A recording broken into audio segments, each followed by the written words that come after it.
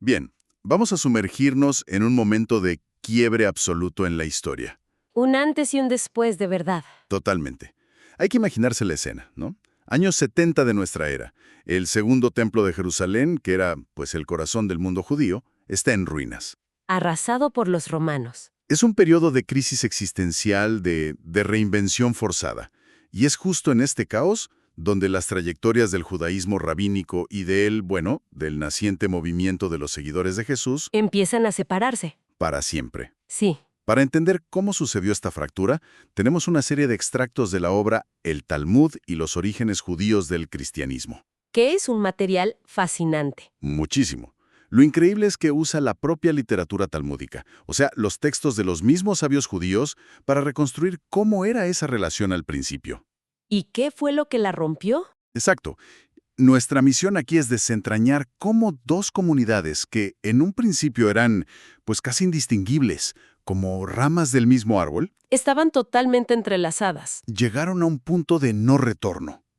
Y no fue una sola cosa, ¿verdad? Fue un proceso lento, a veces Doloroso. muy doloroso. Y los textos que vamos a ver nos dan pistas muy reveladoras. Para empezar, es que creo que hoy es muy difícil dimensionar lo que significó la destrucción del templo. Totalmente. O sea, no era como perder, no sé, una catedral importante. Para nada. Era el centro del universo para ellos. Era como si el sol se apagara. El templo era el centro de todo. Religioso, social, nacional. Todo giraba en torno a él, sobre todo el culto sacrificial. Que era la forma principal de conectar con Dios. Y de un día para otro, se detiene. Por completo. En ese momento no había un judaísmo. Claro, eran muchos judaísmos. Exacto, era un ecosistema de ideas súper diverso.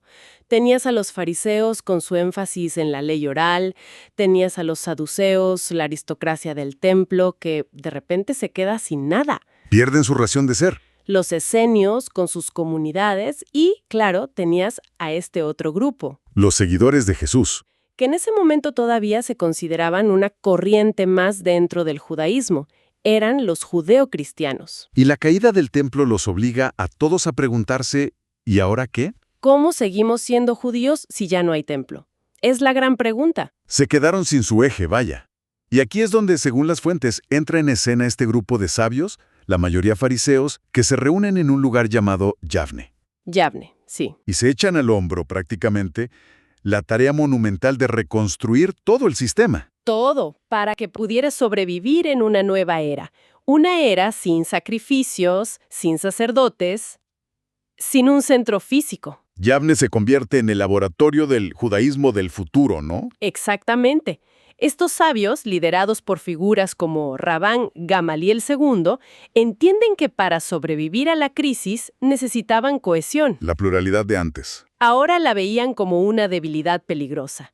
Así que inician este proyecto masivo de estandarización. A ver, entonces, entremos a lo de Yavne. Si el objetivo era estandarizar, ¿cuáles fueron sus primeras acciones? O sea, ¿por dónde empiezas a reconstruir una religión entera? Pues se enfocaron en dos pilares.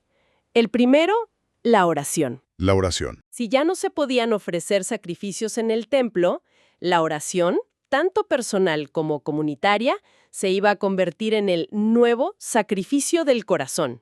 Qué buena forma de ponerlo. Instituyeron una liturgia diaria estandarizada que se podía recitar en cualquier lugar, en la sinagoga, en tu casa. Eso democratizó el culto. Totalmente. Ya no dependía de un solo lugar. Tiene todo el sentido. Llevas la religión contigo. Ok, ¿y el segundo pilar? El segundo, y quizás el más importante, fue la codificación de la ley judía, la Halaká. La ley. Y aquí tomaron una decisión que definió el futuro del judaísmo. Por generaciones hubo dos grandes escuelas de pensamiento fariseo, la de Hillel y la de Shammai. Hillel y Shammai, ¿sí? Los grandes rivales intelectuales. Así es. La escuela de Shammai era conocida por ser súper rigurosa, muy estricta, apegada a la letra de la ley. ¿Y la de Hillel? Era, en general, más flexible, más pragmática, más centrada en el espíritu de la ley. Espera, ¿y qué tan grande fue esa decisión? Me imagino que no fue un simple acuerdo de, ok, nos vamos con Hillel. Debió ser un movimiento muy polémico. Fue un movimiento tectónico. Los debates entre Hillel y Shammai eran el corazón de la vida intelectual judía. Al adoptar casi por unanimidad las interpretaciones de Hillel, los sabios de Yavné no solo estaban eligiendo un conjunto de leyes. Estaban eligiendo una filosofía. Exacto.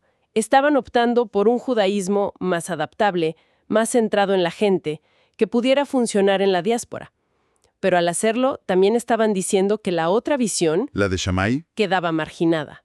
Se pasó de un mundo de debate saludable a uno que buscaba ser un judaísmo con una sola voz. O sea, el precio de la supervivencia fue la uniformidad. En gran medida, sí. Y me imagino que en ese proceso de definir qué estaba dentro, pues inevitablemente se empezó a definir con mucha más claridad qué o quiénes quedaban fuera. Exactamente. Y aquí es donde la tensión con los judeocristianos se vuelve crítica. Ahí está el punto de quiebre. Claro, los sabios de Yavne estaban construyendo un judaísmo basado en la autoridad de la ley oral, en la interpretación rabínica.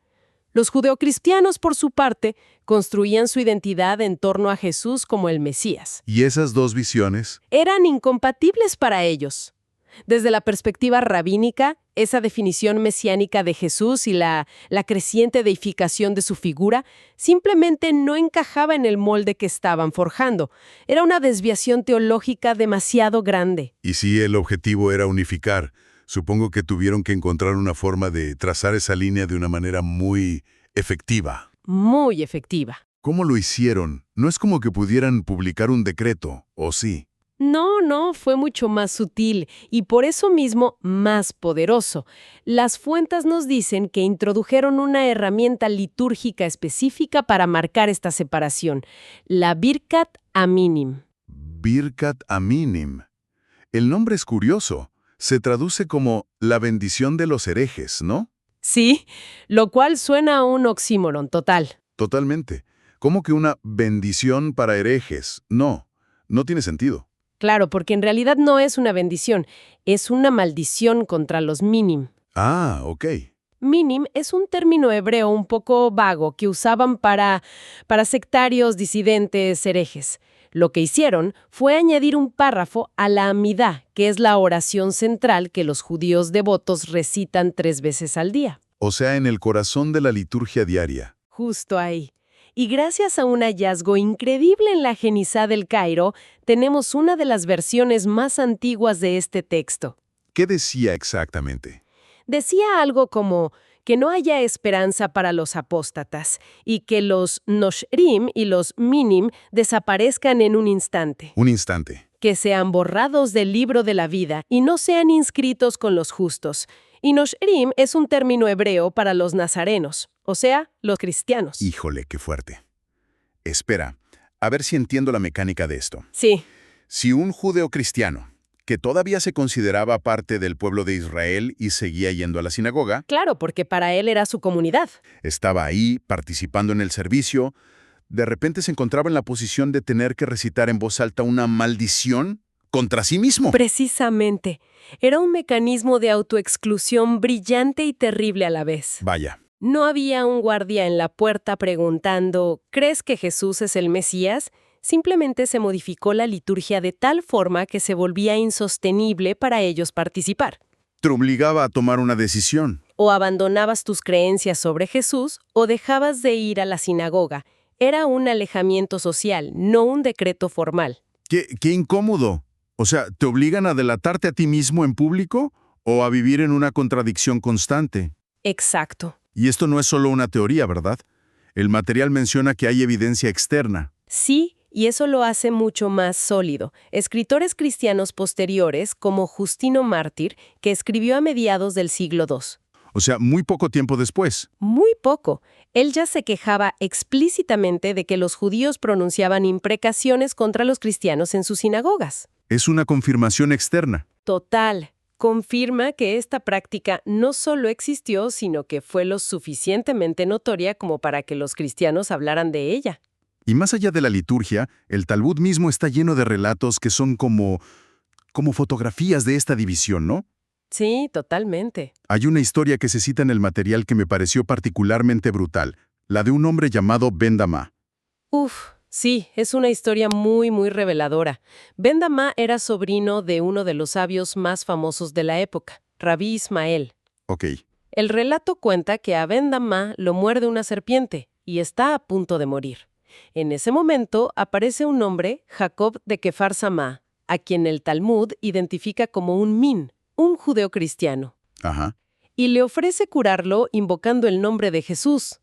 Una situación de vida o muerte, y la ley judía es muy clara en que salvar una vida, el principio de Pikuach Nefesh. Anula casi cualquier otra prohibición. La lógica diría, claro, sálvalo, no importa cómo. Exacto, pero la reacción de Rabí Ismael es tajante. Se lo prohíbe, terminantemente. A su sobrino. A su sobrino moribundo, Ben Damá, agonizando, intenta argumentar. Dice que puede citar un versículo para demostrar que está permitido, pero Muere. muere antes de poder presentar su prueba. Es una escena trágica. Y aquí viene la parte que te hiela la sangre. La reacción de Rabí Ismael al ver morir a su sobrino no es de lamento. No, Dice, «Dichoso tú, Ben Damá, que has salido en paz de este mundo sin haber transgredido las ordenanzas de los sabios». ¡Qué frase! es tremenda. O sea, prefiere que su sobrino muera a que sea sanado en el nombre de Jesús. Es una postura radical que nos dice todo sobre ese momento histórico. Demuestra que para principios del siglo II, el contacto con los judeocristianos y sus prácticas, como las sanaciones en nombre de Jesús, se consideraba un peligro espiritual tan inmenso, Una contaminación. una contaminación tan grave, que podía llegar a anular el mandato supremo de salvar una vida. Es una ilustración cruda, dolorosísima de cuán profundo se había vuelto el abismo. Ya no era un debate teológico, era una cuestión de pureza y de supervivencia comunitaria para ellos. Entonces, si juntamos todas las piezas, ¿qué significa todo esto? Queda claro que la separación no fue un evento súbito, no fue un día en que alguien dijo, ustedes ya no son parte de nosotros. Para nada. Fue un proceso gradual, como un divorcio lento, que nació de una crisis existencial tremenda. Nació de la necesidad de forjar un judaísmo resiliente, unificado, que pudiera sobrevivir sin su centro. Exacto. Y esa construcción de una identidad más definida implicó necesariamente la exclusión deliberada y sistemática de aquellos grupos como los judeocristianos que ya no encajaban en esa nueva definición. Y lo que a mí me parece fascinante es que subraya lo increíblemente entrelazadas que estaban estas comunidades al principio. Muchísimo. O sea, no necesitas crear una herramienta tan específica como la Birkat Aminim para distanciarte de un grupo que ya es completamente ajeno a ti. Ándale, ese es el punto clave. Las medidas tuvieron que ser tan específicas y tan contundentes precisamente porque las fronteras eran borrosas. La gente se cruzaba de un lado a otro. Claro, los sabios no estaban combatiendo una religión extranjera y distante, estaban trazando una línea divisoria muy dura, con cemento y alambre de púas, dentro de lo que había sido su propia familia extendida. Estaban definiendo quién pertenecía y quién, a pesar de compartir una historia y textos comunes. Ya no. Para terminar, y pensando en todo lo que hemos analizado, el material deja una reflexión final que me parece muy provocadora. A ver. Nos cuenta cómo, muchos siglos después, sobre todo en el 19 y 20, muchos historiadores y teólogos, especialmente judíos, buscaron recuperar la figura de Jesús. Sí, el movimiento del Jesús histórico. Exacto. Empezaron a presentarlo no como el fundador de otra religión, sino como un personaje intrínsecamente judío, un maestro, un profeta inmerso en el mundo de los sabios de su tiempo, casi como uno de ellos. Sí, es un intento de reclamarlo, de traerlo de vuelta a casa. Justo. Y la pregunta que queda flotarlo es, ¿cómo cambia nuestra perspectiva sobre estos intentos posteriores de reconciliación histórica al entender la dolorosa, la calculada y deliberada separación que tuvo lugar en el siglo II? Vaya. ¿Es posible tender un puente sobre un abismo que fue cavado con tanta intención?